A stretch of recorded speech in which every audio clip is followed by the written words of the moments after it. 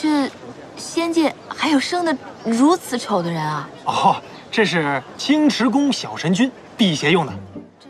哎，这位小女君，方才您下手太晚了，上君图已经让别人买走了，要不然你再看看我别的花。你暂时不需要。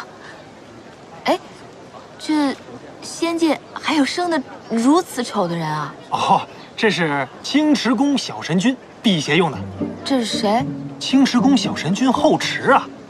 都说他天生3丈多高，力大无穷。虽然长得丑，但走霉运的仙人们特别喜欢把它买回府去镇宅，买的特别好。您要是想要的话，不用法宝，1颗下品灵珠就够了。谁说青池宫小神君长这样了？这话传了上万年，一直是这样的。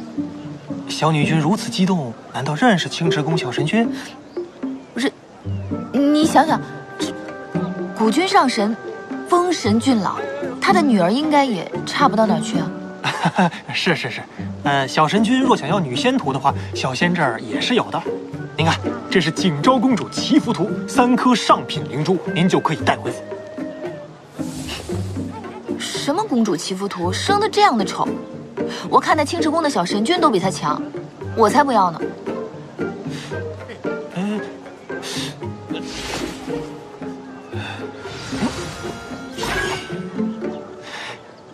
小女君，小仙就是做点小本买卖，怎么还惹到您了？你身为仙君，不好好修行，拿这些劳什子出来招摇撞骗，我看你这摊儿就不该摆。哎呦，女君有所不知，摆这些仙摊的都是些下界散仙，成仙不足100年，灵力低微，上不了这瞭望山，也成不了这东华上君的徒弟，只能卖些小物件，换些法宝来辅助修炼。还请女君高抬贵手，别毁了我买卖呀！多谢女君。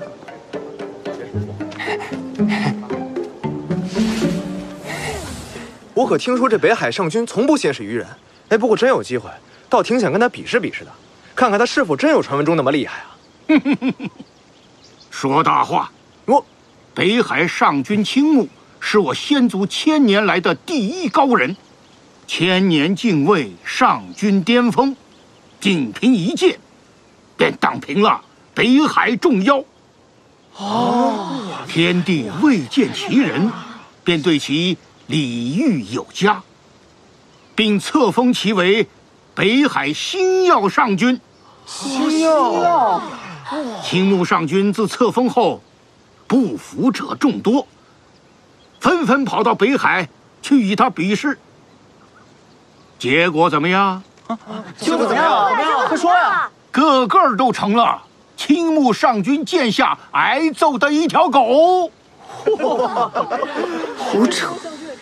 连父神当年在渊灵沼泽都费了万年才进位上君，哪有人1000年便能进位上君巅峰的？